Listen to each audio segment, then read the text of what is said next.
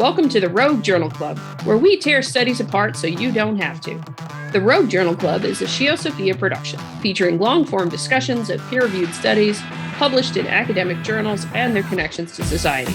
I'm Adrian. And I'm Gina. We'll be your hosts. A journal club is when academics at universities get together to talk about papers. But we've gone rogue.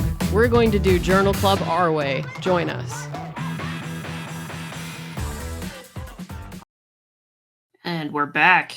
It's time for another episode of the famous side chat. Wow, I almost got the wrong show. The famous Rogue Journal Club. Let's get that right.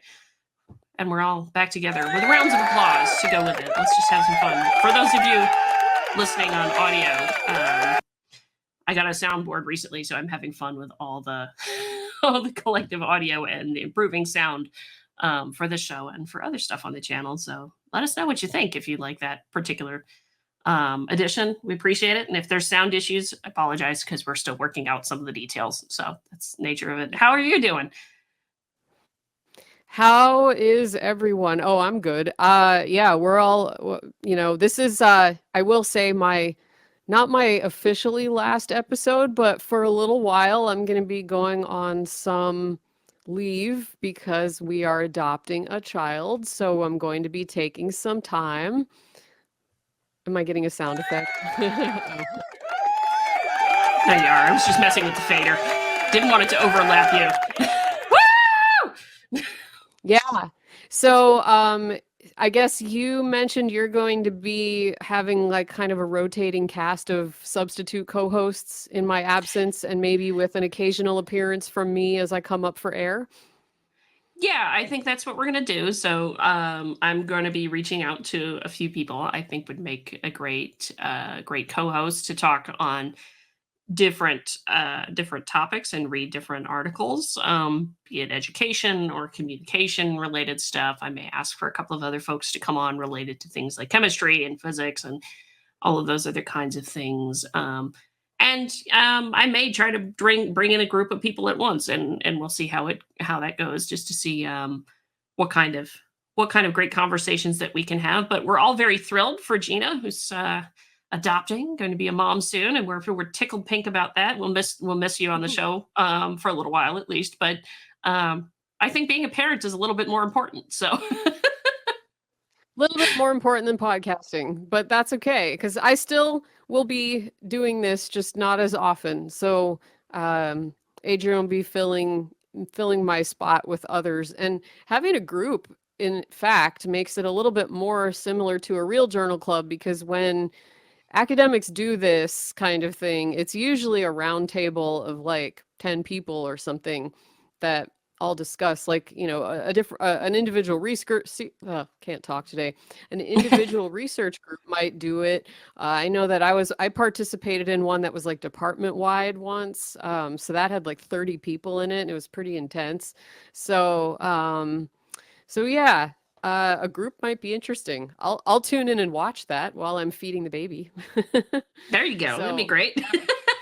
I'll join in the chat and I'll heckle you. I'll be like, how do you know? No, I'm just kidding. I won't do that. But we do have a very fun and interesting paper for you that's kind of meta. It's one of those science communication type of papers where we basically science and communication experts study themselves, and scientists and journalists. That's always interesting when you study yourself. Yeah, studying your own profession, or at least related professions, is important, because then you can understand what you need to do better, and what already is working well. So this one is cool because it kind of drew a conclusion that I would say is not surprising, but it's nice to have some data behind it. The title is Building the Science News Agenda, the Permeability of Science Journalism to Public Relations. And the authors are Susanna Evans Comfort, Mike Grzinski, and Nicholas Browning. And I personally liked this one because it actually puts the magnifying glass on the journalists and sort of how you get the news that's in front of you. You don't always think about what are the journalists' sources and how do their sources influence what they write about. And it put a magnifying glass on the journalists' knowledge of the science that they're writing about, which is at times spotty. So Mhm. it's important to have some scientific expertise when you're writing about science for the news or for other audiences that are non-expert, so at least non-scientist audiences. So Indeed. I'll, Yeah.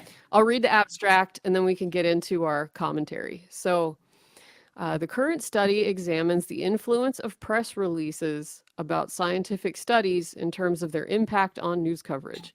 Using an innovative approach that has allowed for analysis of a large corpus of text and calculation of similarity scores, we were able to trace the uptake of press release materials into news media articles. In some cases, up to 65% of sentences in science news articles reflected high similarity to press release material, a potent indication of how powerful information subsidies can be. While our results contain some good news for public relations practitioners, they also carry a warning for consumers of journalism and for the public science agenda, which may be left vulnerable to bad actors undermining the trust that the public and journalists have in science. News organizations that had a history of producing award-winning science journalism were much less likely to draw on press release materials, indicating the importance of topic area expertise in producing independent science journalism. So just to clarify a couple of things. A press release is something that maybe a university or a research group or a government agency like NASA or the CDC will put out for the purpose of informing journalists who are going to write news articles about whatever is in the press release. So that's usually where the lay person explanations for studies comes from. And so what they're saying in this paper is that press releases at times are the primary source of information Right. that the journalists writing about the science have, unless the journalist on their own goes and finds the paper and reads it and interviews the authors and that sort of thing.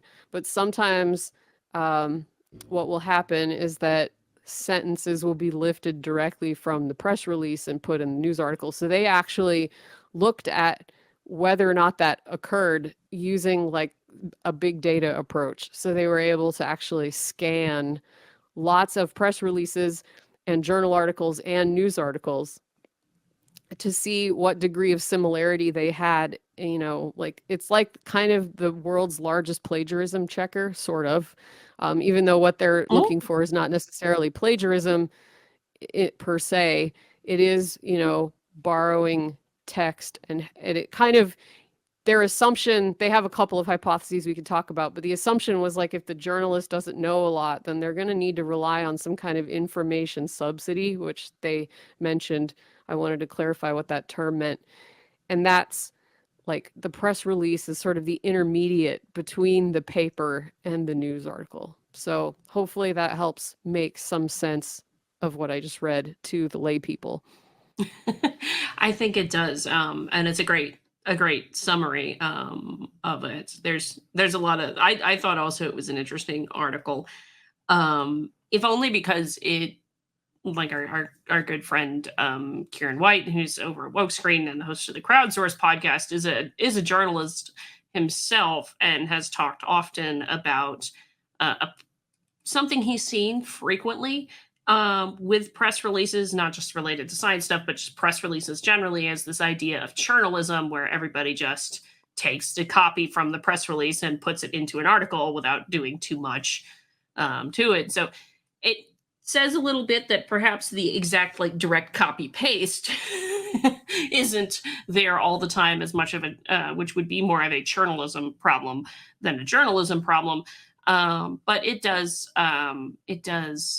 say a lot of really interesting things that I thought too. There was also some things that weren't in the abstract that I thought were interesting conclusions that they ended up in the paper itself. So I'm sure we'll get into that. But before I totally forget, of course, as I mentioned Wokescreen, I might as well do a little promo, right? Um, don't forget, you Yes. can sign up at Yeah, you can sign up at wokescreen.com/culture-warriors.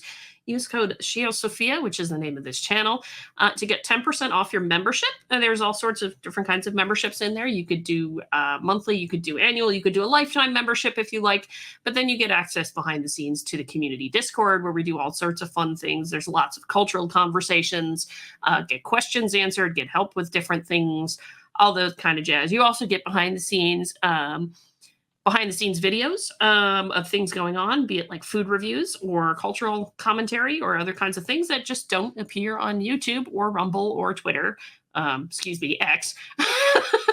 Because I can never call it X. It's always Twitter, that kind of thing. So if you'd like access to all of that, of course, I'm over there too. So direct conversation with me, you can get to me from there too.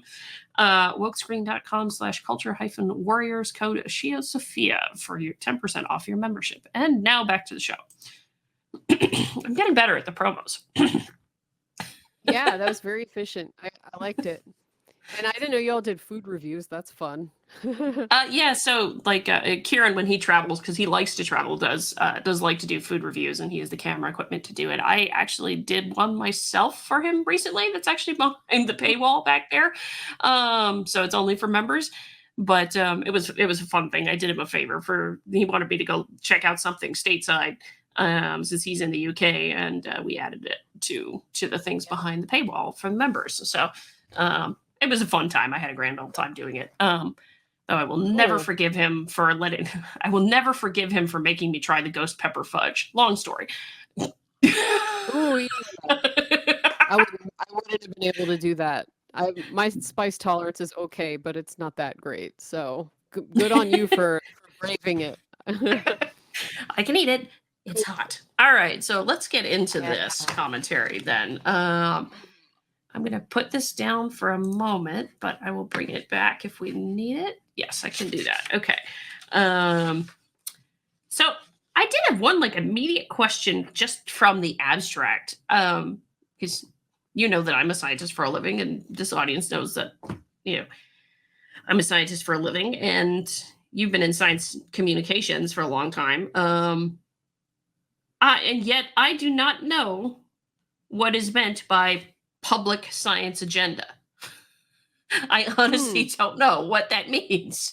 And so it's Right. like I not see it defined anywhere. I was curious if you had any insight into what that means. I didn't get the chance to look before we came on, but I was just like, what is that? Yeah. I am not sure, to be honest. That's a good question. If I had to guess, it means a public communication agenda, like a game plan for how it is we are going to communicate, what we're going to communicate to. If I'm going to be really pedantic, I've never been a big fan of calling the readers of science news the public, because that means that sort of sends the message that the scientists are not part of the public, which we are. So it's really more of a how do we communicate science to non-scientists, I think, is a better way to describe the problem, which makes it more obvious what you're really trying to do, which is just to translate the work of experts in a particular like narrow subdiscipline into like, how is this relevant to taxpayers and voters, I guess. But that's my coloring of it. I don't actually know what they mean by it. I'm not really in the mass communications field, and I was kind of like more of a practitioner than a researcher in that area. So I didn't really know. I've never really heard that phrase, long story short. So, but that's a guess as to what it probably means. Yeah, I might concur with your guess, but at the same time, I'm just like, it's interesting to try and figure out what that is. Although I don't think they actually even use that particular phrasing outside the abstract, which is kind of weird, but it was something odd that I noticed with it. That's why I was just like, I don't know exactly what the heck that is meant by that, but I actually just searched public science agenda in quotes, and what comes up is actually the first two hits are this paper and then another paper talking about it, talking about this paper, and then I guess big data for small tree squirrels in old growth forests uses the phrase. Hold on. Public science agenda. Oh, actually it doesn't. It's one of those search things where the site makes you think the link is going to have the thing and then you click and it's not there. So I don't know. I mean, Right. maybe they coined that phrase and then just didn't define it. Totally possible. I don't know either. There was one other article that I saw just pop up when I tried that. And what is it? Building the science news agenda. Yeah, that's Oh the no, actually, it's tagline the of same article. Never mind. Yeah. that's what I was trying to say Forget before. it. Yeah, Yeah. building science. It's this paper. So they may have coined the phrase and then didn't define it. So Yeah. That's what I'm curious about. Is like, well, what the heck do you mean? I mean, be mhm. nice. Be nice. I've seen public agendas, and I mean, that has to Mhm. do with public policy and things there, usually, I would think, and figuring out what that should be. But anyway, that was a tiny bit of a side tangent, but I think it was worth defining that maybe we don't exactly know what is meant by this in terms of the author's perspective on what that Yeah. actually is. Yeah, possible. So, yeah, so what I guess one thing I will summarize about this just for the for the audience and for my own satisfaction, I suppose, is this thing that they talk about called the inter-effication model. That's, I think, what the subject of their whole introduction basically was. And so I think I can summarize that by, like, do the journalists drive what the PR people do, or do the PR people drive what the journalists write about? And so Right. that's been apparently, and I have read this when I read about the history of journalism when I was doing my job before, that this is a thing that, like, PR and journalism kind of have a little bit of a friendly adversarial relationship, where it used to be that journalists had direct access to elected officials and experts and so forth, and they were able to call them up and ask them questions. But it turned out that the experts started to realize that that was happening, and they started hiring professionals to be a barrier between themselves and the journalists to sort of protect them from the journalist's meddling tendencies, which I'm not going to say is not, which I will say is not necessarily untrue. They do tend to make trouble sometimes in looking for stories and looking for trouble. Sometimes they create the trouble in the process of looking for it. So the PR profession kind of arose out of the desire for there to be like an insulating layer of people between the meddling journalists and the experts. So Hmm. then ever Yeah. And since then, the news industry has been kind of like grumble grumble PR people, and then PR people have been like grumble grumble journalists, and then this inter-effication model basically is sort of values neutral, where it says that neither one necessarily has the upper hand all the time, and that balance of power shifts. And that makes sense to me. I guess they didn't coin that term. They're pulling it from Bentel, from a 2002 paper. So it's something that's been yeah. around for a while. Yeah, Uh, German scholar Gunter Bantelli, don't know if I pronounced that name right, coined the term intereffication from the Latin efficere, meaning to enable or make possible, in order to highlight the shared reliance of journalism and public relations, stressing that, quote, the communication activities of each side are only possible if there are communication activities on the other side.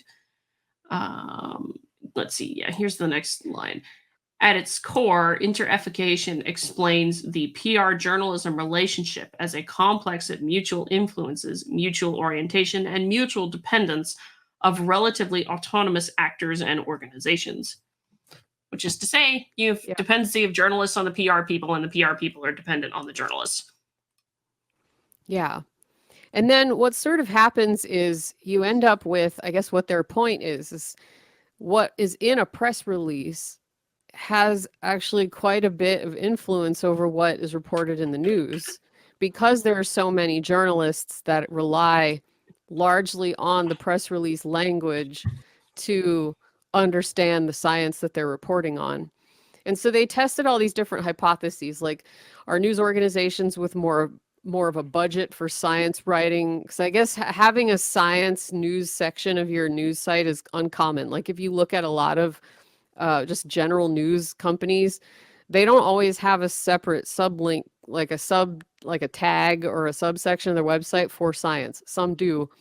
And so they were looking at like, do they have specific jobs for like full-time science reporters who can take it upon themselves to actually like learn about the different subdisciplines that they write about. Like there are certain science journalists that only write about like climate, or they only write about like geosciences or astronomy, like very specific subdisciplines. Like so they're not just like physics, they're taught like what area of physics or like what area of biology.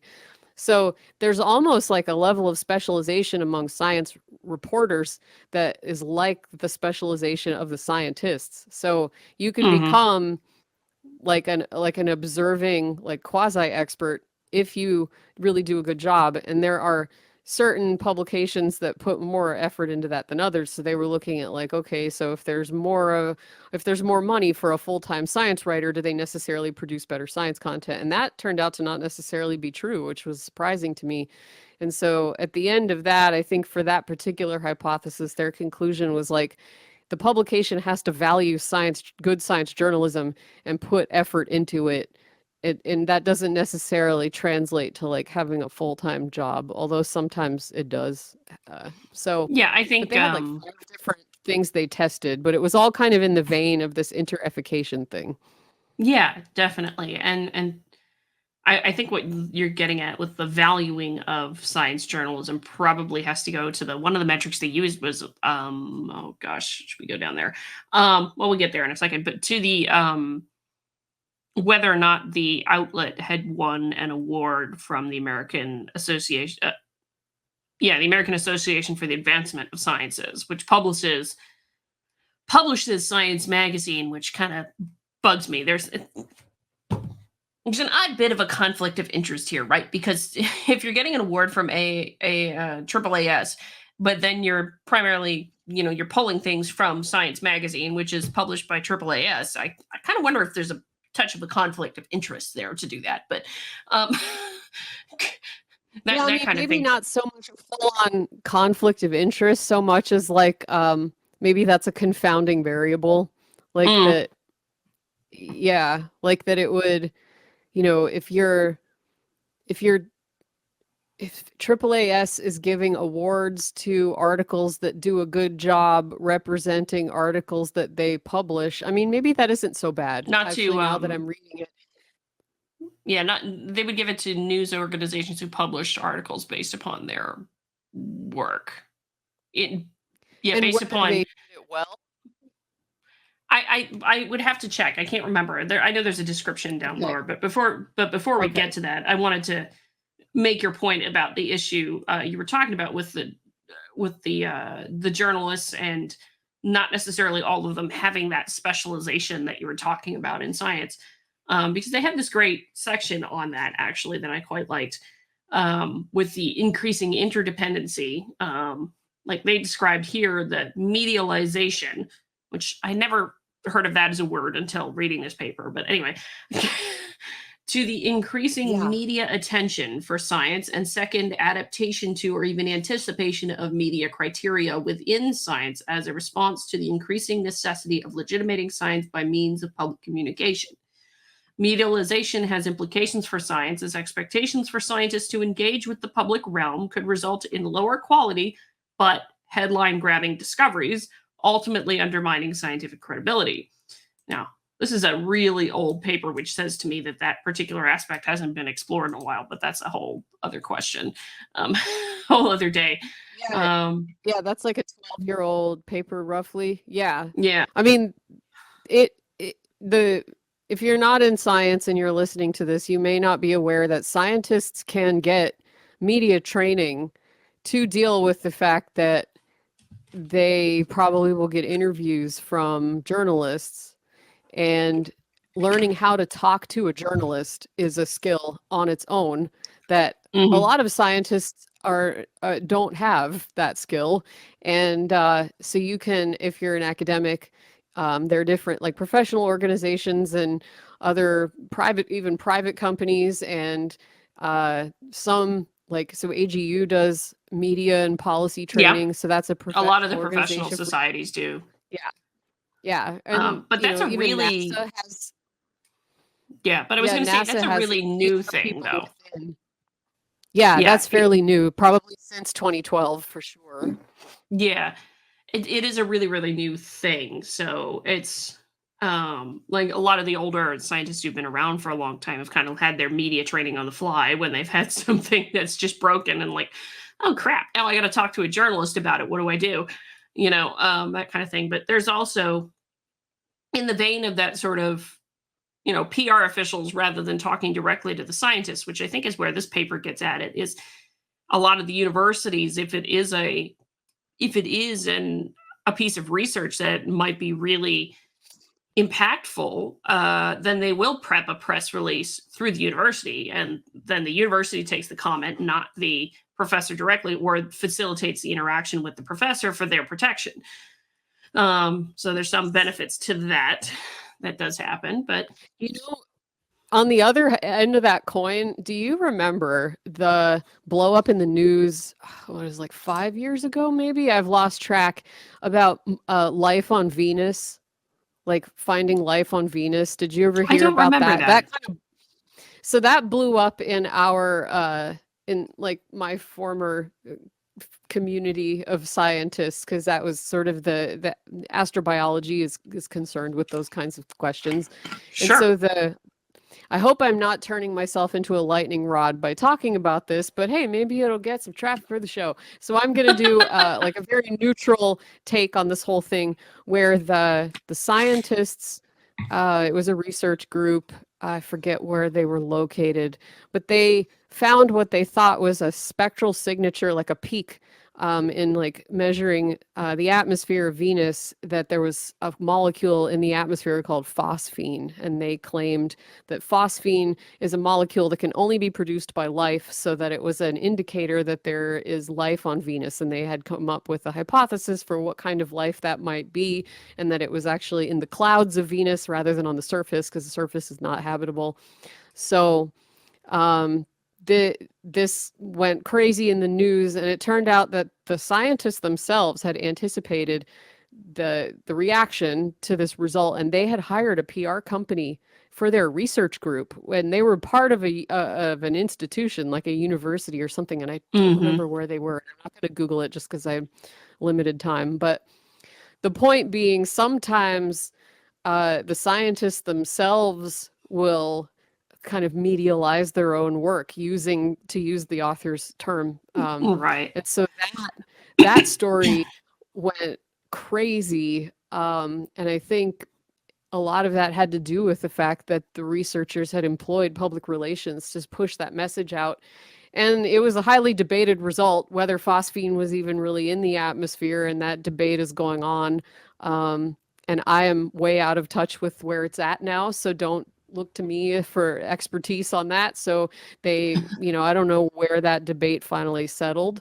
But back when I was talking to people about it, and we had written an article about it on SciWorthy, um, it was definitely like very contentious. But the momentum behind that story was largely because of PR. And had that not happened, that might have just been kind of like a technical debate that would have happened among the experts, and people might not have heard about it. So it can sometimes accidentally lend credence to something that is still actually being worked out, the technical details, like among the experts. And so you have all these news articles that are reporting headlines that life was found on Venus, and that's not necessarily the case. But it kind of took off and had a life of its own because of that. So yeah, the medialization can be a problem, and it can be good depending on how you wield it, just like any other tool. So Mm, interesting.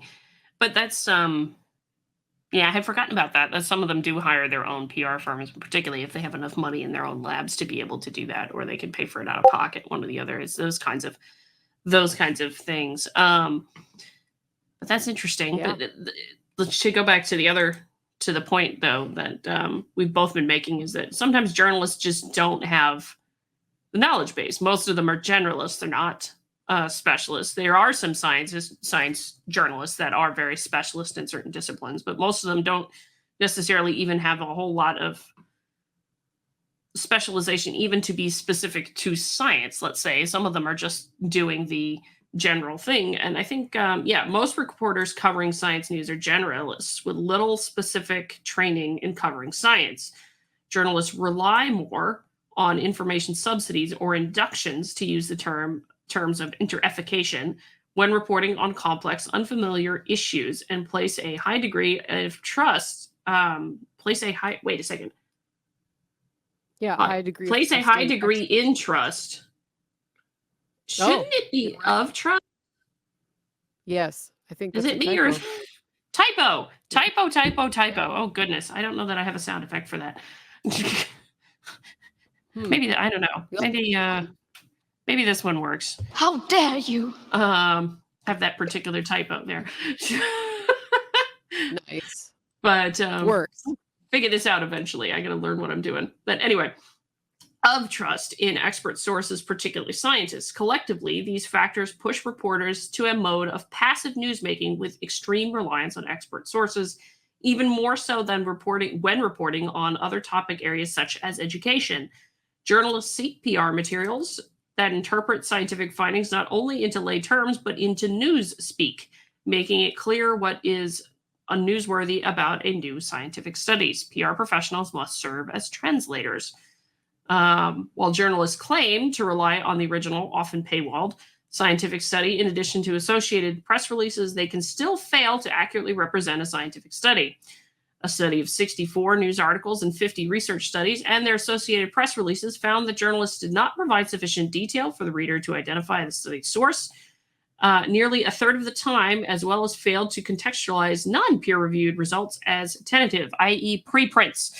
We've talked about preprints before. Those things are not peer-reviewed. Yeah. I hate it when I read a news article and I have to click like 3 or 4 layers deep before I actually find the paper. That can be so frustrating. When I did the SciWorthy layout of the website initially, I have a field, and it's probably still there now, for actually putting a link to the paper, so that if you want to know what paper it is that this is about, you can find it right there. And I'm always surprised that doesn't happen enough times. I mean, it's kind of happening more, but sometimes what they'll actually do is link to a press release or another article that they'd written about the paper when they mention the study, like, a study at blah, blah, blah, and then that hyperlink goes to like another news article about the study, and then you got to click another link, and eventually you get to like a Nature news article about it, and then you can finally find the original paper. Or sometimes they'll reference like a general body of research, like a research lab's work, and you won't be able to tell like which data they're actually talking about. So then sometimes there's like 3 papers that it could possibly be. And so it can be intimidating.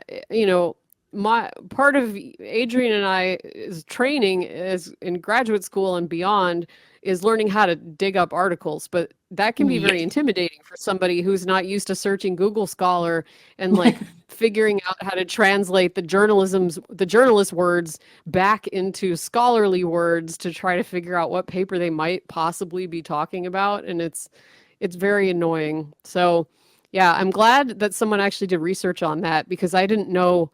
It's interesting to see how, like, what the rate. So it was like nearly a third of the time they did not provide sufficient detail. So that's believable based on my experiences. Yeah, definitely. But that's where the PR stuff becomes then important. So I can show what the kind of hypotheses are that they were actually getting into in this particular paper before we actually get into the coverage, into the coverage. Wow. Into the results, I should say. The data, the results. Yes. The data, right, those yes. things. Yeah. So they posed 5 different hypotheses here, and it's interesting because I have some. I've read a lot of studies like this one, and we have over the last few years, or however long we've been doing the show now. I can't remember how long we've been doing this, but anyway, I always Couple have some years. qualms. Couple of years. I have some qualms always about the methods that they use to get to some of the tests of their hypotheses. Well, I mean, we'll get into that just because the statistician in me is like, I want more. Yeah. But that's the nature of the beast. So 5 hypotheses they had. They want to say, okay, first one, a press release related to a scientific study will generate greater news attention. That one just kind of seems self-evident to most folks, I would think. That seems to be the self-evident one they tested. Stronger press release readability will correlate with greater news attention, i.e., less technical jargon in the press release will get more coverage in the news media. Stronger press readability will correlate with greater news uptake, meaning the adoption of specific words and phrases from press releases as operationalized by a similarity score described below, which is to say similar language from the press release ends up in the article. So we're going from journal publication, scientific article publication rather, to press release about it, to what's the news article written about it. And so that's the kind of thing, is how much of that information from the scientific thing is represented in the press release and then is represented in the actual news article is what they're trying to get at with this. Hopefully I have that. Yep. Do you concur? Did I describe that right, you think? Or I think they're saying, I think I mostly agree with how you characterized it, but I think they're saying that if the press release itself is easier to understand, then it will be, then its language will be taken up more into, its language will show up more in news articles. So if a press release has a lot of technical jargon in it, it may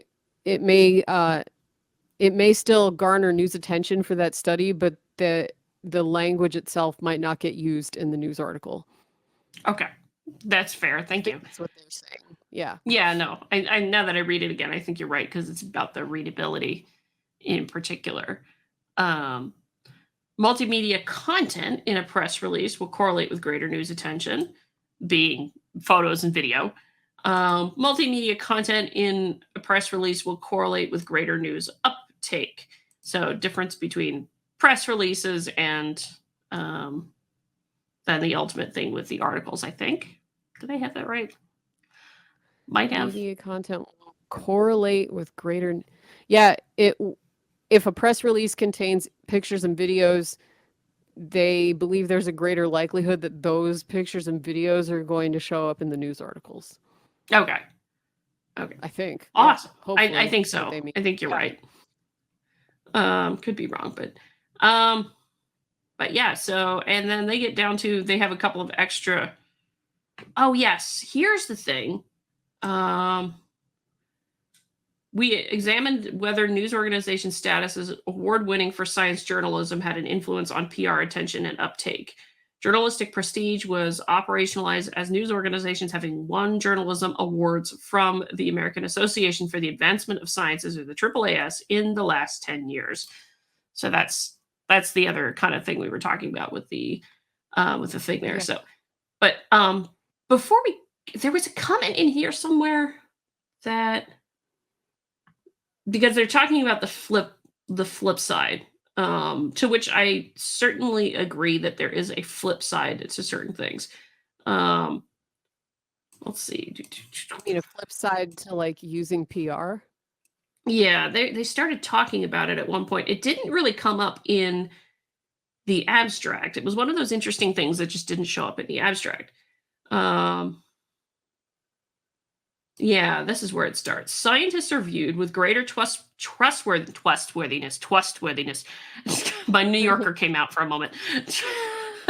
Trustworthiness in the eyes of the public compared to politicians and news media and business leaders. And this is no doubt reflected in the journalists' credulous treatment of science sources. However, it leaves open the possibility for unscrupulous interests to exploit the relatively uncritical reliance of journalists on scientists and scientific studies as sources. In the climate change issue, for example, journalists gave outsized attention to the few scientists that rejected the overwhelming scientific consensus on the anthropogenic nature of climate change, and the effects on public opinion and policymaking still resonate. That's the flip side conversation to talk about. They pull a press release from somebody who says something contradictory to everybody else in the science. How do you deal with it in a journalism media kind of way? And I wanted to highlight this because it's an interesting thing, and it definitely wasn't really there in the abstract. It was there in the mention after the public science agenda, where, which may be left vulnerable to bad actors undermining the trust that the public and the journalists have in scientists. You see? Uh, And so yeah. this is where this came in. And so here's the question. Why would pointing out that there is a press release of a study that maybe perhaps contradicts things that we know already, why would that undermine public trust in science? That's the question that I have. I'm not speculating an answer at the moment, and I don't know that there is a great answer to it, but you go back and forth. Should you, as a journalist, cover something that contradicts something that is sort of commonly accepted? Forget climate change for a minute. Think of anything, like, let's say somebody disproved gravity, which would be a problem, but let's say it happened, right? Well, do you cover it or do you not? Do you not cover it because goes against the scientific consensus about something, which is built up over time? Those kinds of things, because like genuine natural consensus in a scientific field is, you do the repeated studies over and over again, you keep getting the same results, all those kinds of things. And so it builds up a consensus that this thing we think is, right? Right. So what do you do then if you are the journalist who's stuck with the press release that says, nope, that thing you thought isn't, and here's why?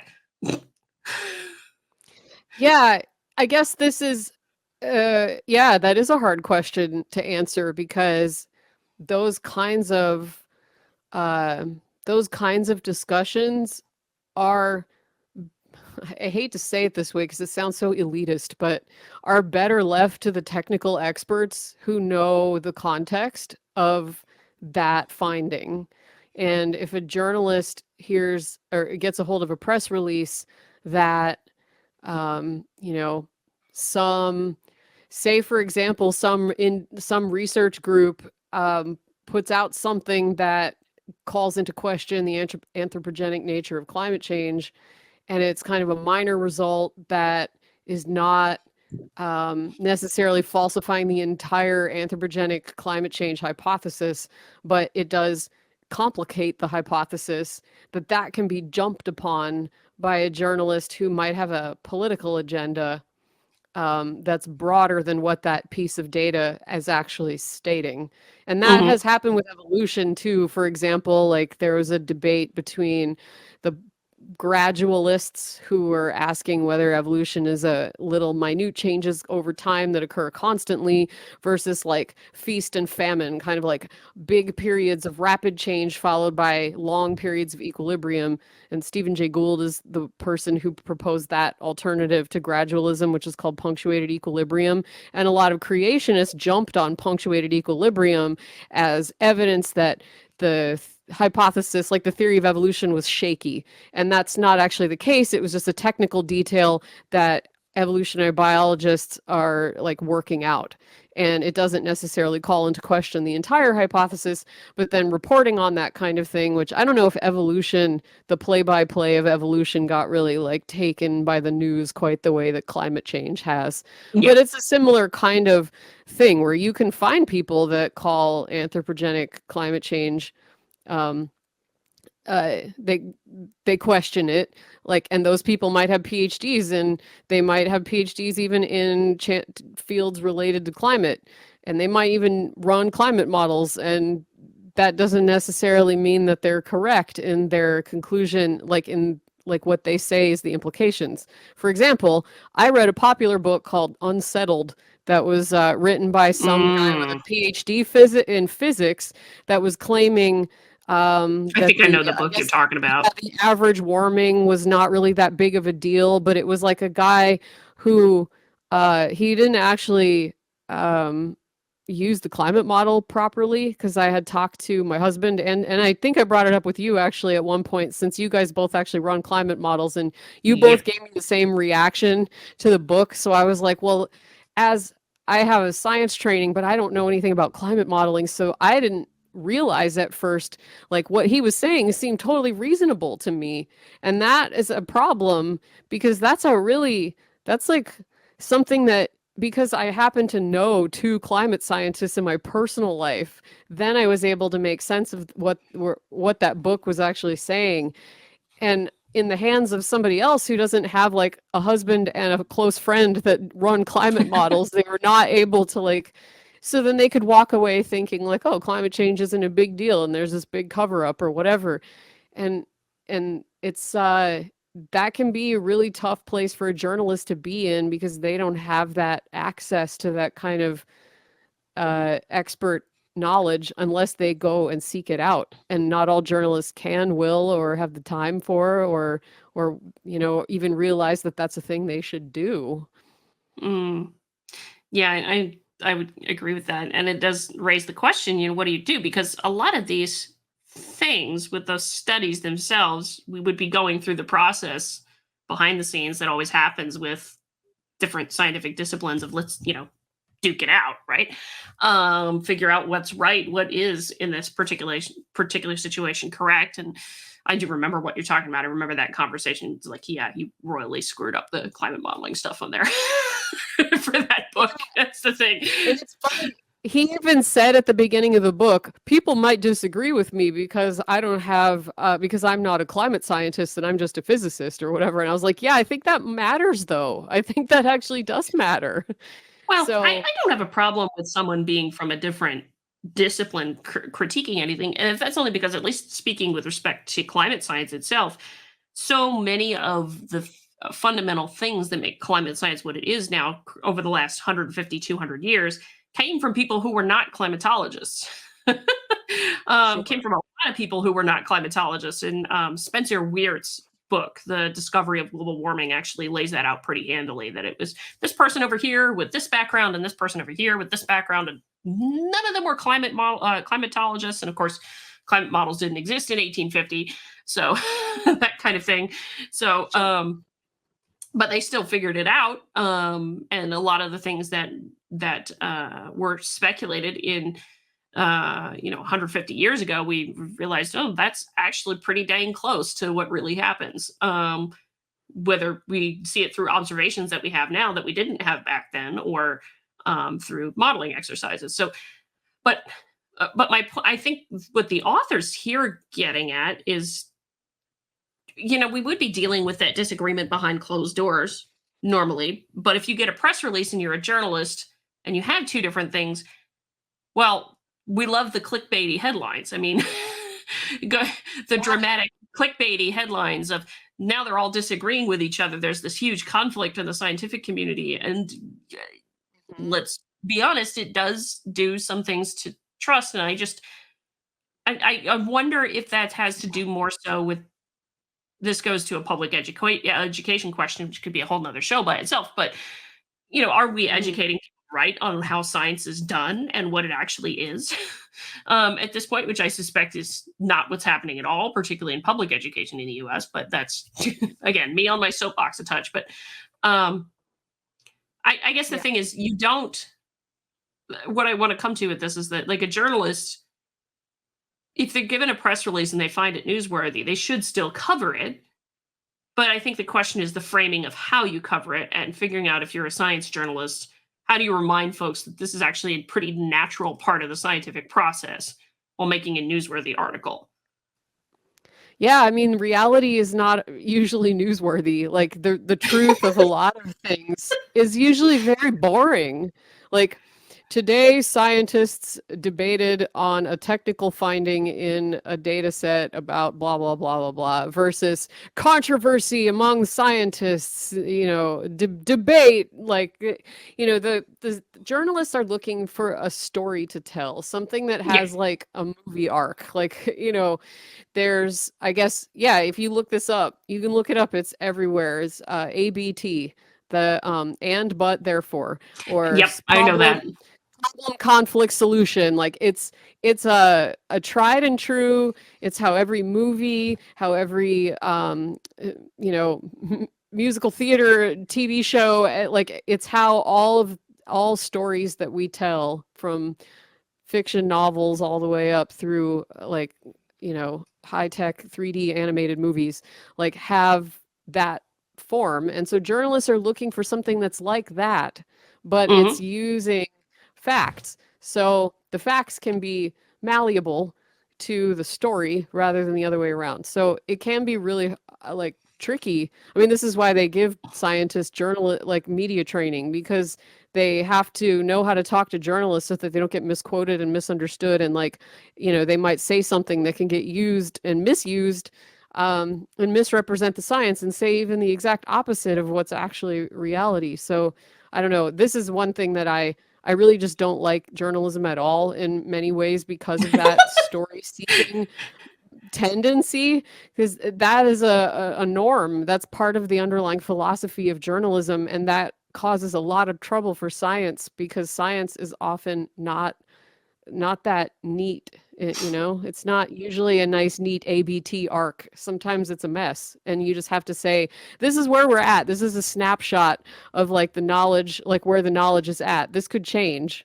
Everything is tentative, not just the preprints. Those are probably more tentative, but all scientific findings are tentative. That's Hmm. that's the popper stuff. So Yeah. I mean, it's one study that can prove a bunch of studies wrong if it's done yeah, right. and I think some journalists they try by saying like might and may and could be and possibly, and they add those kinds of things in. But when readers read those things, they take them out.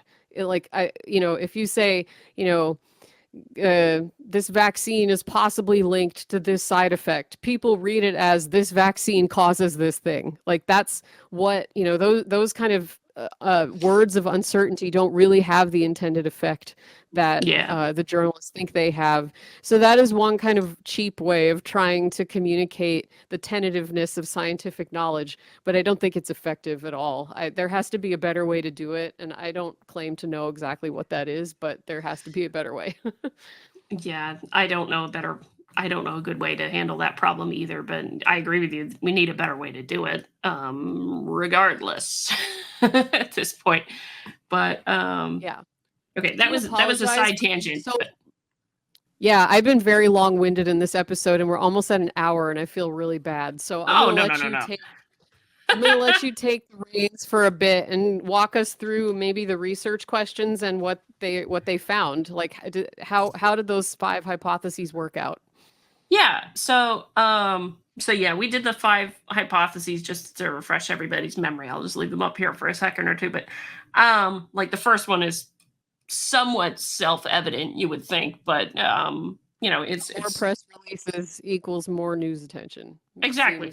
Seems fair. Um yeah, and so they asked these other questions, and that's related to scientific journalism prestige, as per, what kind of award did they get here. And so I wanted to make just a point on the methods here too before we went too far, because oddly enough, they didn't have too much of oh wait, no, the methods is in the next section. That's right.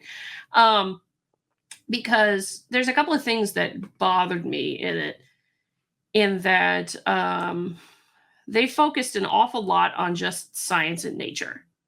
And this is interesting because, yes, science and nature are considered the top of the pile with respect to the science journals. They've got the most like general impact and all this kind of stuff. At the same time, it's not always the case that the most noteworthy things in the world that would be newsworthy would come from them. um, and so, I mean, indeed, I've seen press releases for noteworthy scientific publications from journals far afield from everything, like Science Daily covers that particular aspect. And I think they talked about that right here. Press releases for each of the scientific studies by searching Science Daily, a service for scientific press releases, as well as university and think tank websites for the study title, resulting in 298 press releases. So 414 studies, 298 press releases related to that. So obviously a bunch of those didn't put out a press release at all. Let's see, altimetric page for each scientific study to download news media links referencing each study, resulting in 678 news articles. Now, this is interesting given what you mentioned before about how folks forget to include the link. Yeah. Yeah, or they're embedded like in, you got to click through a few things to get to it. Yeah, hold on a minute. So we use the altimetric page for each study to download news media links referencing each study. Well, okay, they did say that 60% of the time they remember to include them. Yeah. That other paper that they cited, it was like a third of the time they don't provide sufficient information. So that would mean 60% or 60, 70. Oh my goodness, I can't do math. 100 minus 30, 70, Gina. 70% of the time they did include sufficient detail. So maybe that's fine, but that is kind of a funny point. So yeah, that's a bias that might be in there, that might have to be accounted for. Yeah, and I'm just thinking, I don't know how many people know what altimetric actually is. So yeah, that's a cool page. Yeah. Altimetric, for those who don't know, is a relatively new thing. I don't think a whole lot of journals incorporate it just yet. No Science and Nature do, so that's probably a good reason why they ended up focusing on Science and Nature stuff, because then it was easy to get this. Because the thing that altimetric does is that anywhere an article is linked, altimetric tracks it back and records it on the basic information about the article connected to where that article is published. So oftentimes you'll see it. It usually shows up as like this little wheel that's got all these different colors on it and a number in the center for like how many times it's been mentioned and things like that. Like if I pull up Anna's article, the peril of politicizing science, for instance, that actually has an altimetric example that we could work with. That's I'm just thinking it might be useful for folks to see it. Just as a good example. So like Anna's, yeah, actually, let me switch to that tab. So yeah, like on this side here, sometimes it shows up as a wheel. Now you can see that I've floated over it. There's a little wheel there, and you get information about which groups have talked about it. That kind of thing. So that's actually what the article is leveraging. And if you can normally just click on it, but there is a way to get actually to a page where there's actually all this information laid out, like how many news articles and which ones and what are the titles of the news articles and all that kind of stuff. And you can see video commentary and Facebook posts in this case, and Wikipedia and Reddit and X posts and all this other kind of stuff. So that number goes up the more mentions there are. And there were a lot of folks who included it in their Mendeley archives, for instance. So you get a lot of interest. I'm trying to actually get to the metrics themselves, but for whatever reason, it ain't letting me do that today. 106,000 total views, for example. Like this was one I picked just because,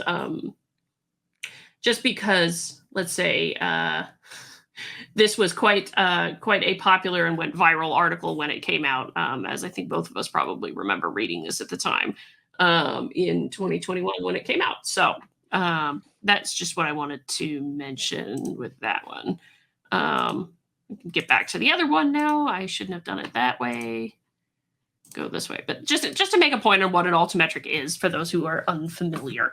It's that kind of thing. So that's what these authors leveraged for this. One of the things they had to calculate for everything was similarity scores. Similarity between the publication in question and the press release for that publication, and then between the press release and the news articles in question. So they are actually describing a bit of what that looks like. Like here, like this is a high score, where you can actually see the article and the press release have some very similar language to them. High level of semantic similarity, as it's called here. And the reason this comes important is that has to do with the uptake question that they're after in the research side of things. The higher the similarity score, the more information from the article and the press release got into the news article. So that's tracking those kinds of things. I think that's the ultimate predictor they were working with in this. So other things you can find, like this is a really low score where you can see there's next to nothing in common between the article and the press release. From there, once you have those similarity scores, they were working with multiple statistical models to try and define the relationship between their other things as in terms of like how readable was it? Is it less jargony? All those kinds of things. What was the prestige of the journal, of the news organization? Excuse me. All of those kinds of things to answer their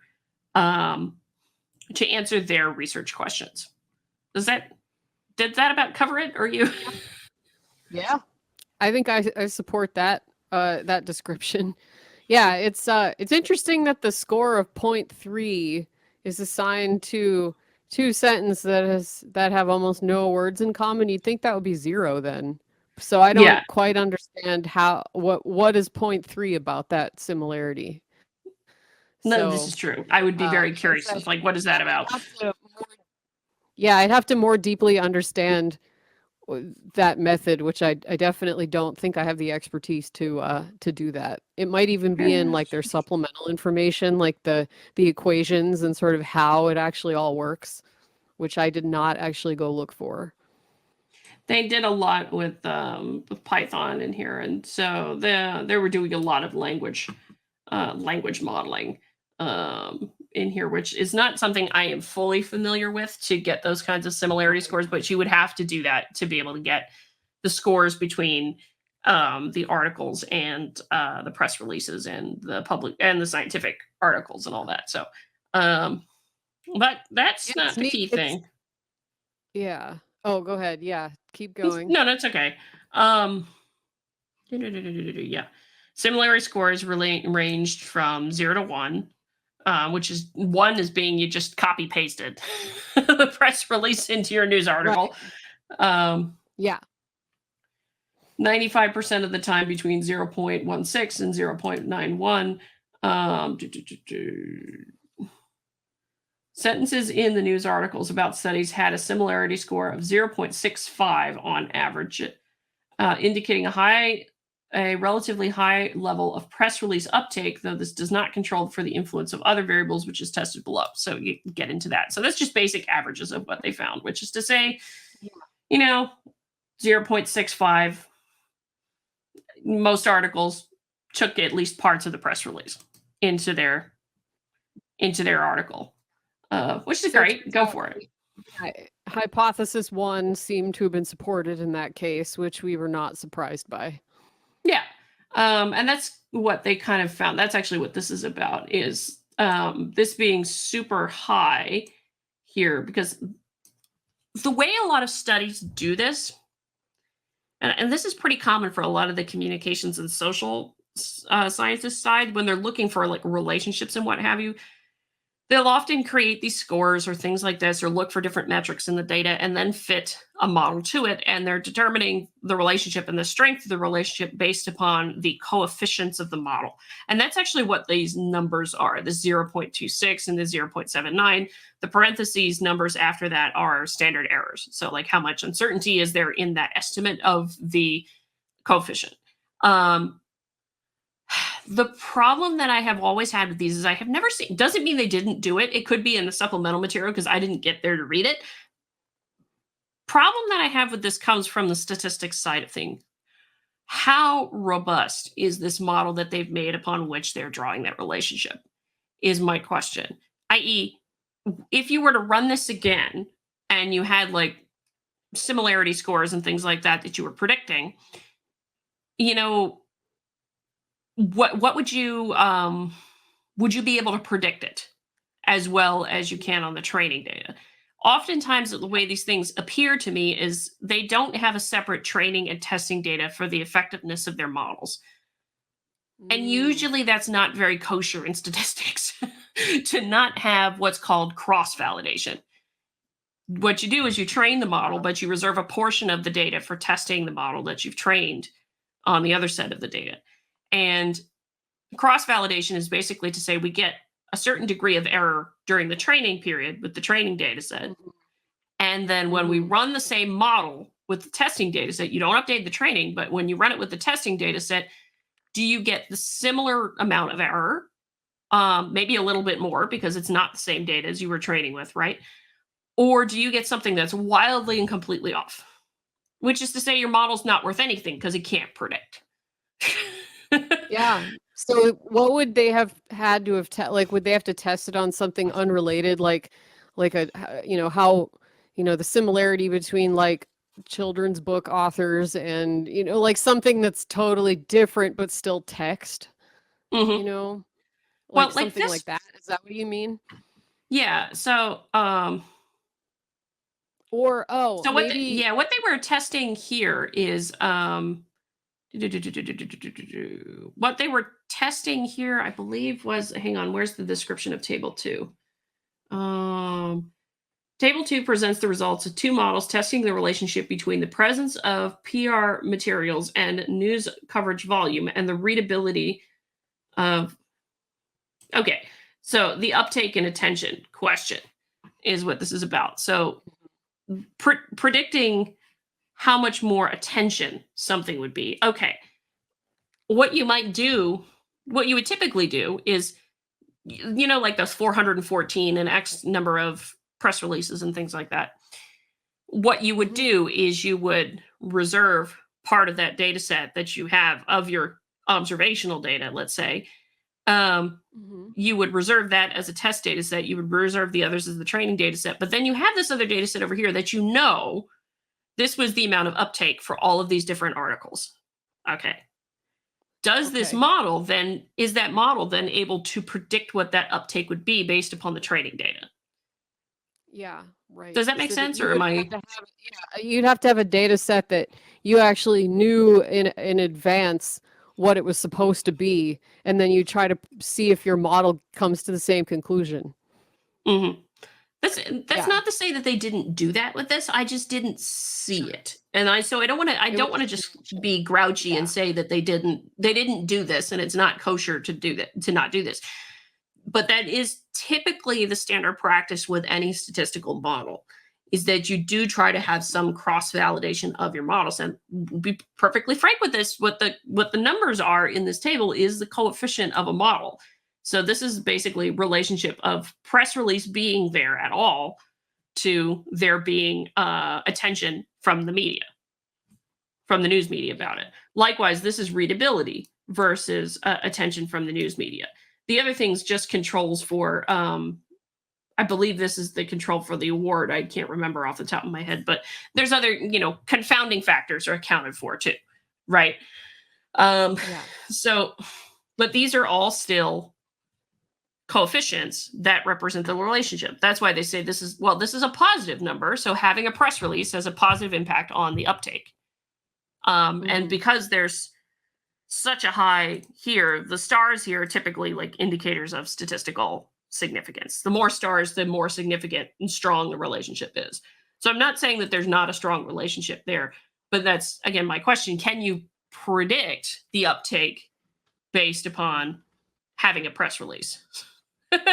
Yeah. Which that's my curiosity question. So this is just a point of nitpickiness more than anything, because I do see a Yeah. lot of articles get published without doing a cross validation of models and doing these kinds of things. And I know that seems to be kind of a standardish thing, but I know there's a lot of preference amongst different statistical groups for having some cross validation. Yeah. Just a point of note, not saying the results are invalid or anything like that. That's not what I'm saying. Yeah. Yeah, I think it's just could this be applied over and over? Yeah, I guess the purpose of this was not necessarily to make a prediction. It looks like they were looking for relationships. But Mhm. your point still remains. That's probably important in figuring out if the relationships that you're finding are actually strong, Mhm. like, or that information is reliable. So, yeah. Exactly. That's exactly my point, because if you can't, like this model may show that there's a great relationship, but if you can't predict it, well then maybe it's not as super strong of a relationship, or there's another confounding factor you haven't thought of, which is Yeah. distinctly possible. Which, that reminds me, one of the confounding factors that bugged me with this is that I mentioned, like, so much of 100% of the articles came from Science and Nature, which is fine. That's great. They're all general topic articles.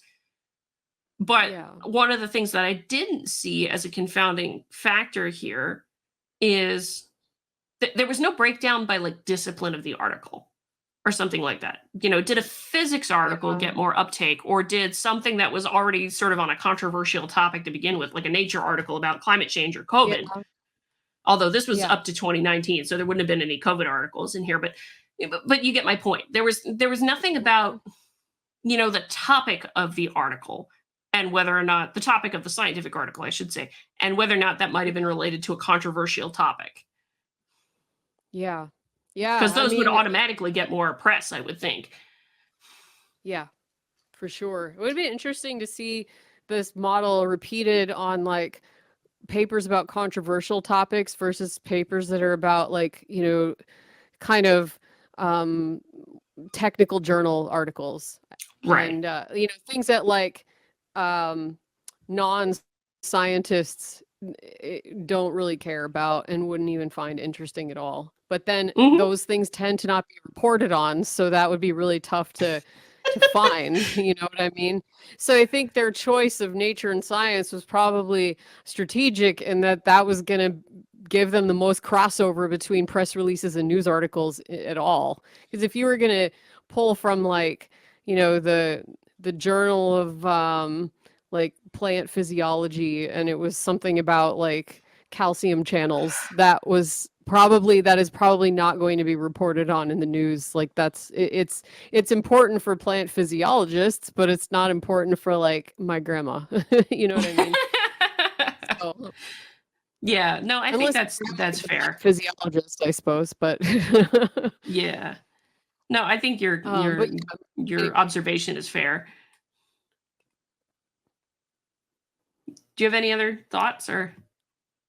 Um, I was distracted momentarily because a cat jumped up on me, so I forgot where we were going with this. But oh no, I mean I'm good on hypothesis one. I think it's ultimately not that surprising anyway, and I don't Yeah. know if I think the reason why I didn't like get super deep into like questioning, and then maybe this is a good point about kind of like the um the political bias in science. Like this particular study didn't seem to have any implications for political bias, so I didn't like nitpick it super hard, because Mm, I think it's just there's not too much that to me seems controversial about this result. So if it turned out their model wasn't really reliable, it just means that PR materials may not get taken up into news articles as much for these reasons. And right. like, that's fine. Like that's cool. I don't see whether like the right or the left would have any particular like reason to doubt one thing or the other, because in a sense everybody's mad at journalism, and also everyone's addicted to it. So that's kind of like a more annoying problem that's more complicated and would be like a different paper. But yeah, I mean, I don't think the conclusions of this study really bug me at all that much. I mean, in a way, it kind of provided some justification for the work I used to do, which was to provide kind of an alternative to news, Yeah. and maybe even serve as like almost a press release service, but like a third party where we were just writing about other people's work and didn't have like us any skin in the game. So we were just Mhm. giving kind of like a 30,000-foot view of studies that would come across our desk at random times. So Sure. basically, I liked this paper because it provided justification for the work I spent my career on. So I was happy about that. So maybe I had a little bit of a vested interest in like not criticizing it too much. So that's one of the reasons why we want to have viewpoint diversity in science, because some of us may not try as hard as others to question Exactly. data that we see. So I'm calling myself out a little bit, but that's cool. But yeah, so we had like 4 other hypotheses, and I think the one that was the most interesting to me was, I think, number 3 or 4. What was the one where they said like, uh, hold on, go back up to the, oh Yeah. no, it wasn't hypothesis, it was RQ, research question. So it was the next one. So they have like, what's the relationship to journalistic prestige?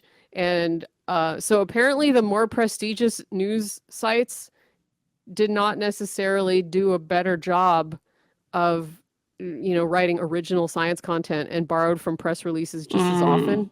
It was something like that. And so if you have Mm, prestige, doesn't really matter as much as like dedication to having good science content in general. yeah, that's what it was right here. Media coverage as a function of scientific expertise. And that was like it was a negative relationship actually with Yeah. whether or not it was an awarded whether or not the outlet publishing the news article was awarded any prestige. And the other one is the web trafficking thing, but that was not significant at all. But this was at least mildly significant, and it was actually slightly negative. We found a negative, but and significant, albeit small, relationship between award-winning news organizations and coverage of scientific publications. AAAS winning news organizations were 0.82% as likely to cover scientific publications compared with their non-award winning counterparts, which is to say they were ever so slightly less likely to cover certain Yeah, things, oddly enough. yeah. So that is interesting and kind of evidence that of the correlation causation confusion problem is that we all keep wanting to be like, oh, what would be the cause of that? Or what would be the reason that it would do that? Well, it was just a relationship that was found. And Mm-hmm. the fact that that went in the opposite direction could have been because their model is wonky and not reliable, like you said, or it could be that there's an actual reason for that, or there could be another variable. Like you don't know if that's a mathematical artifact or not. Yeah. I mean, it was And they statistically actually, significant, but yeah, they talked about that actually right in the next paragraph. And I think with the figure right after that on the next page. In other words, news organizations that won AAAS awards tended to pull high similarity sentences from press releases less frequently than their non-award winning counterparts. And this is just a point to say where the method might have actually caused a little bit of a problem, because how they were scoring uptake was on how similar things were between the news article, the press release, and the scientific publication. So that's a little bit different. And they go on to speculate a little bit about that. Of course, the likelihood exists that AAS winning organizations might also write more long form science journalism, watering down text pulled from PR materials. To account for this, we included a variable of the sentence count of each article, which had a negative and significant relationship with media PR similarity, indicating that longer articles tended to be less similar to press releases. That AAAS award status would continue to have a relationship with decreases in media uptakes of press release materials after controlling for article length lends further credence to the finding, which is to say, if you're more dedicated to science journalism, you're going to do more translating of it rather than just sticking a press release in front of somebody. And actually, they made a really great illustration of that. To further illustrate the effect of journalistic prestige and media uptake of PR materials, we found that on average, 3.1% of sentences appearing in the AAAS award recipients' articles were highly similar, as compared with 6.2% of non-AAAS recipients. That's actually what this figure is. So for those not familiar, it's called a violin plot. And what it basically does is, in the same breath, it shows you the range of scores, but then the width of it just says how many had that particular score. Rather than having a whole cluster of dots, they just make it into a shape. And that's what you can see with this, is that a lot of those that were not awarded, a lot more of them tended to just pull sentences verbatim from the press release. or get close to it. Whereas this is actually all of the AAAS awarded ones on this side, and a lot more of them were like scores of 0, where they're writing it out themselves and putting some thought into how they write it out, and so it doesn't end up being the same. Yeah. You know, and for just to add a little caveat, similarity score does not, this is saying absolutely nothing about like the accuracy and the correctness exactly. of the articles. That's worth pointing out. That's one of the reasons this paper is not super controversial in that way, because they're not asking any questions about which news sites report more correctly. That's a different paper that they cited earlier in the introduction, which actually is kind of more interesting to me in a way. But this is still worth knowing, because I think it does at least highlight maybe some weaknesses in news agencies in, like, you know, their science writing workforce, maybe, or maybe they don't necessarily prioritize science reporting at all, and they just have like a regular beat reporter just take on a particular science topic because it's what came across the news desk. You know, I hate to say this, but it's true. Conservative news sites tend to not have very many dedicated science writers. The liberal news sites do. So, you know, if you are a conservative journalist, you should probably consider having some science reporters on your team if you have that kind of power, because that might also be a contributing factor towards like the left seeming bias, is that really only the left-wing publications even report on science a lot of the time. You can get it in sort of the major things like Fox. I know Fox does have a dedicated science section, but you know, it depends. It's not true of a lot of others. It's fewer, because I used to do this newsletter where I would take a conservative news article and a liberal news article and put them side by side, and then find the paper that those articles were both reporting on and see like how they differed and how they explained it. And it was pretty interesting.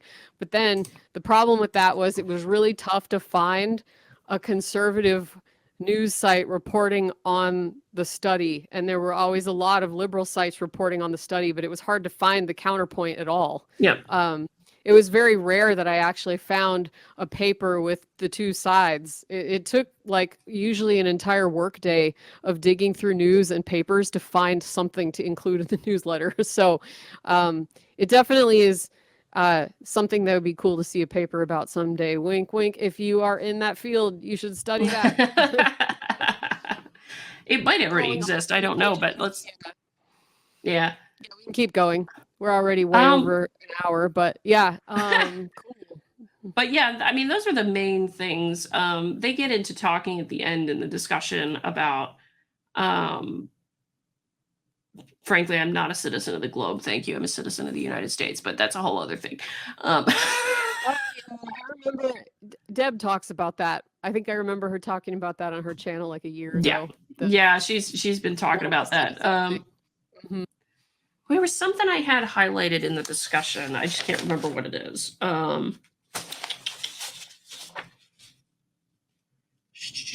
Because I mean, the first part of the discussion, they just end up recapping the results of the studies. I don't necessarily need to go into that.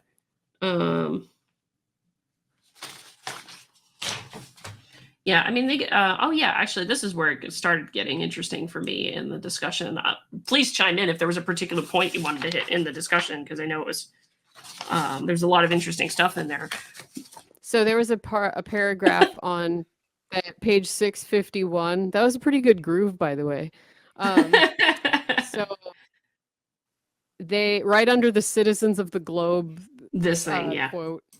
Yeah, where we have only to look to the climate change issue to understand the stakes. I had a lot of thoughts about this. A long-running effort by the fossil fuel industry to undermine the scientific consensus on the relationship between emissions and climate change through lobbying and funding denialist scientists resulted in the overrepresentation of climate skeptic voices in the U.S. news media. Unsurprisingly, the United States has become a global leader in public mistrust of climate science, a classic example of successful agenda building or a cautionary tale. while PR for science can be used to illuminate the importance of science and discovery in the public sphere and contribute to a more science literate citizenry, it can just as easily be a tool for misdirection and deceit. Scrupulous journalism can act as a barrier against the latter tactics, but the economic environment for such news work is less and less friendly, resulting in more journalism that is a tissue-thin wrapper for public relations. I think that was kind of like borderline a bit of a ranty paragraph for a scientific paper, which was really interesting. But the part where they talked about it's an example of successful agenda building, I think that may define to an extent what your first question was when we started, which was what is the public science agenda? I think what they mean by public science agenda is, well, they didn't specify whose agenda. So maybe they're saying, I'm not sure if they mean like our agenda as the people who know the right stuff, or do they mean anyone who is setting an agenda? So they're saying that the climate deniers had a successful agenda. They successfully built an agenda. Maybe it was the fossil fuel industry's agenda. So their public science agenda was to undermine the scientific consensus on the relationship between emissions and climate change. And I think that may be true, that actually occurred, that climate denialist scientists were funded or to some extent by the fossil fuel industry, but I don't know. Is that actually true? Do you know if that lobbying effort is real, or has this been overblown? So there is a lobby. Growl. That's not a good sign. There's a lot behind that sentence, and I read that, and I will say I know the authors, and well, I don't know them. I know of their work. The authors in the citation, those guys are communications guys themselves, and there's quite possibly a little bit of bias in those authors' particular. Okay, I'm not gonna say bias in research. I'm not gonna say that. More just an ideological perspective that's involved. That's fine, totally fair. We all have that, so I'm not gonna say they can't. But they are not wrong in that there have been some in the industry who have tried to undermine certain aspects of climate science. They're not wrong about that. Okay.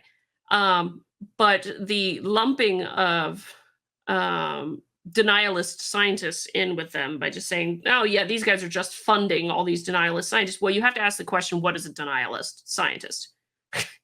And in my mind, there's with the way science works when done correctly, you are checking each other's assumptions. You are constantly checking back through, and when done correctly, obviously sometimes studies are done wrong for nefarious reasons that they're done wrong. We do sometimes have that problem.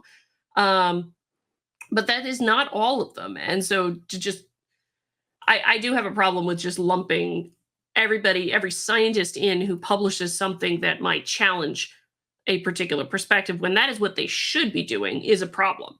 Calling them all denialist is a problem, because some of them I can take a guess as to who they're referring to with some of those particular denialist scientists. But the short answer to your question is yes, there are some published things that have talked about certain fossil fuel companies have engaged in deceptive tactics with respect to the public discussion around climate change. That's very true. But I get skeptical of somebody just saying, we're going to fund all these denialist scientists. What the hell do you mean by denialist scientists? A. B. There's an awful lot of companies and foundations with political bents who fund scientific research. It is not all just funded by the U.S. government, as it were. So, I mean, you gotta keep that in mind. That, I'm sorry, if you're pointing at it from one group, well, point to the other side too, because there are some studies that are done, and they may still be legitimate studies. I don't discount a study just because of the source it comes from. I discount a study as to whether or not it's a piece of garbage study that was done poorly. That's a different question. So I tend to very much dislike. I very much dislike lumping anybody as a denialist of anything, particularly when denialist here may just mean, in some cases, I think I know some of the people they're probably referring to, in which case it would be, yeah, no, actually, emissions, yeah, does affect the climate, but maybe it's not as much as we thought. in some circles, that's a person that's getting labeled as a denialist. So I don't think that's appropriate to do. I find that this. Yeah, there's like a huge spectrum of climate denial. Like climate denial itself as a phrase is very ideological. Like what do you mean, like someone who says, you know, there's no way that we're having any impact on the climate and it's all sunspots? That's on one end. And then you've got the other that was like, yeah, I accept anthropogenic climate change, but I maybe take a less extreme view of the projections. Like there's a huge range between those two people. So yeah, like which denialists? That's kind of the thing I was thinking. It was like, okay, some of the climate denier people that get called that on YouTube aren't funded by anyone. They're just people with degrees. They're just speaking about it. Yeah, that's just their opinion, and they might have the qualifications, they might not, but they're, you know, they're some kind of scientist talking about the topic. So, but yeah, I mean, so I think what they mean by it's either a successful example of agenda building, or what did they say? A classic example of successful agenda building, or a cautionary tale. And I think the hidden subtext is depending on which side you're on is what would come at the end of that. So, and this is where it comes to the problem that I saw in much of the article, because I was going, you know me, I write in the margins, like, what was I thinking when I was reading this? And what bothered me with all of this is I kept writing, like, where's the truth in all this? Where's the truth in all this? And when I read something like that, I read it as basically, you're not necessarily interested in what the truth is. You're interested in building a narrative, which is a problem for me because that's my job as a scientist. Yeah. That though is the problem with translating scientific papers to news, is that a narrative gets put on it by the virtue of journalism. Like there's nothing you can do to fix that. You can pay the writers more, you could have them have PhDs, you could have them, you know, be super neutral or whatever. It doesn't matter, because the nature of news is that you have to have a narrative. And as soon as that's a requirement, then that immediately is going to bias. If people use news as a way to get science education, I think maybe the problem is the scientists are still kind of not clued into the fact that the purpose of news is entertainment, not education. So if we I think all of the other news topics, like sports, political stuff, like all of the different other news categories that are not science, have figured that out. Scientists still largely see science news as a way to educate the public about science. And as soon as they catch up to the rest of news and figure out that that's not actually what it's doing or what it's ever been for, then maybe we can heal. Maybe we'll see about that, but yeah, the latter point though, I mean, I do agree to a certain degree, because there are those who could be very deceitful. We talked about the publication of various studies. You know, it does happen. And the same can be said for the public relations for that. Like, oh gosh, what was it? There was a doctor who he made a commentary back in 2016 about a politician and health issues, because he was asked by a pub to, you know, hey, can you, in your professional opinion, tell us what you think? And he was very diligent in saying the fact that, nope, this person still, he didn't say anything about fitness for office. Let's put it that way. Didn't say anything about fitness for office, but was making a judgment professionally about medical health conditions and all this other kind of stuff, and, you know, what he thought the audience should know. But it was picked up by the Drudge Report, I think, as, see, the doctors think she's not fit too. That's not what he said. So you can have that nefarious level of misrepresentation that comes off of a press release when you get it into a news article and it's a journalist who thinks they can use it for something else. And that happens right and left. It happens all the time. So I don't disagree with the point, actually, that there can be, unfortunately, a lot of misdirection and deceit with people with their particular agendas who are just not interested in informing people, but are very interested in, shall we say, driving the public agenda or driving the public science agenda, which is the narrative that kind of struck me running. Speaking of narratives, the narrative that struck me as I was reading through this is like, this is more so about not necessarily communicating what is truthful, but making sure what is communicated can be effectively help drive a public agenda or a news agenda. And it was concerning to me that there wasn't like a great follow-on paper with this, because I think we've talked about it before. Like, one of the things I find is you can do a research study on just about anything, but then there's a couple of things about it. There's the ethics of should you do that research study to begin with. That gets into the IRBs and all of those kinds of things. But then there's the follow-on after that. The ethics of using the work, or the ethics of practical application, societal applications. Should you use the results of this in making decision making, or journalism setting, or what have you? And if you can, how would you? And what are the ethical implications of doing so? That's a very different question from the scientific research side. I think that's why I do keep a certain degree of separation between science and ethics. I understand there's an interconnectedness there, but there's a certain degree of separation that I keep when you get past to how do you use it? Should you use it? What's the potential like moral, ethical problems with using it?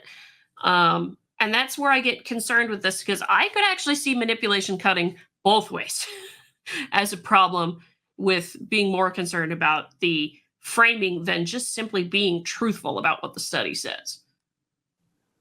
Yeah, I think that that's one of the things I was doing with my newsletter, where I compared the paper to the right and the left news coverage of it, because each side pulled out different details.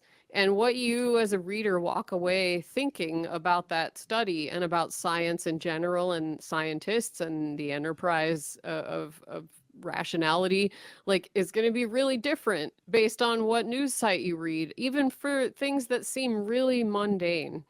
I remember one of them was, I think it was just about some kind of marine biology topic, but like the right wing side emphasized like innovation and, hooray humanity, and the other side was like, boo humanity, look at all the stuff we're doing to the ocean. And it was the same study. So like, you walk away either hating or loving humanity as a result of reading this news article about something kind of like, I don't know, want to call it mediocre. It was probably a perfectly fine study, but like just something that's like neutral. It just is like, this is what the finding was. But I think this all comes down to what I said before, which is that a lot of scientists and science journalists even kind of fool themselves into thinking that news is for education, but news is for entertainment. And so if you infotainment, as it were. Infotainment, yeah. If you take it like that, then the narrative is kind of like less bothersome, because then you're like, oh, well, it's entertainment. But if you actually want to understand what's going on, then there's education. So, but I guess the problem with that is that we need to be a lot more blunt about saying like,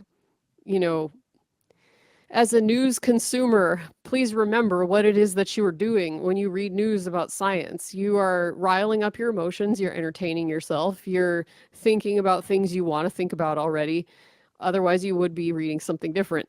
And if you actually want to understand science and engage with the data honestly, then don't do it through news. Just remember that, like, that's a takeaway. So or develop or develop a habit of, if you read it through the news, to actually try and go find the article yourself and understand it, if you possibly can. Right. And fortunately, I mean, that's one of the things I'm working on in collaboration with Wokescreen, is a course on how to read a science article. So working on that one slowly but surely, just as to make the point there. But yeah, I think you're quite right. There's the problem of narrative versus reality at this point, and sometimes they don't agree with each other. Yeah, sometimes they don't.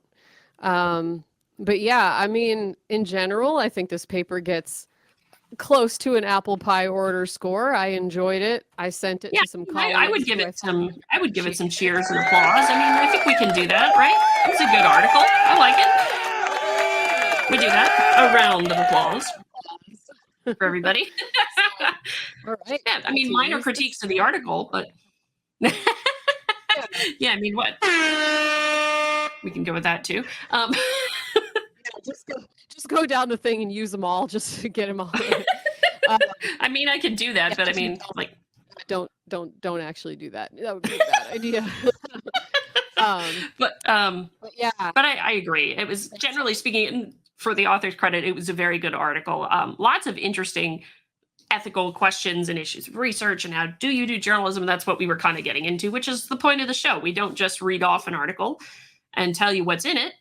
We or try to tell you to our best effort what's in it. Obviously, we're not perfect, but also think about, what are some of the insights and connections to society. So I don't have anything else to add. Do you? No, I don't, but I will miss all of you. And maybe at some point in the next year, I'll pop back on for something fun and relevant to whatever is going on that Adrian will have to tell me, because I'll be in mom cave and I won't be watching or reading the internet very much. So, let me know if something big happens. But other than that, I'm going to stay hunkered down. We'll miss you here, Gina. It's always great to have your insight, but of course you'll be back at some point.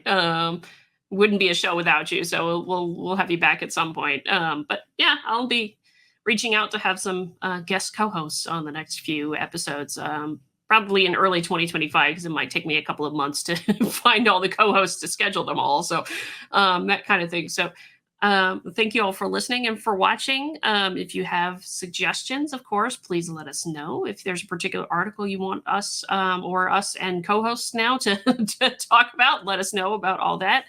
Again, I was about to hit the soundboard. That was not what I meant to hit. Again, of course, if you want to offer up some support, go over to wokescreen.com/culture-warriors. Use the promo code ScioSophia to get 10% off your membership. I am a member over there, so if you need to ask questions and things like that, you can get a hold of me there. Like I said, also working on course development that Wokescreen is graciously going to host for us. That would include, like, the first one I think I'm going to develop is actually how to read an article. How to read one of these kinds of things, and a little bit of history about scientific articles themselves too. So I think you guys will quite like it. I know there's been some folks clamoring for it, so get ahead of the curve and get yourself a membership, because it'll be behind the paywall over there and you won't be able to access it without a membership. So wokescreen.com/culture-warriors to sign up for membership. Use the code ScioSophia at checkout for 10% off. All righty. I think that's it. You can close up shop for this episode. Thanks for watching this episode of the Rogue Journal Club. If you would like to suggest ideas for the show, please consider becoming a supporter of Wokescreen at wokescreen.com/culture-warriors. Use promo code ScioSophia for 10% off your membership. The Rogue Journal Club is a ScioSophia production. Copyright 2024.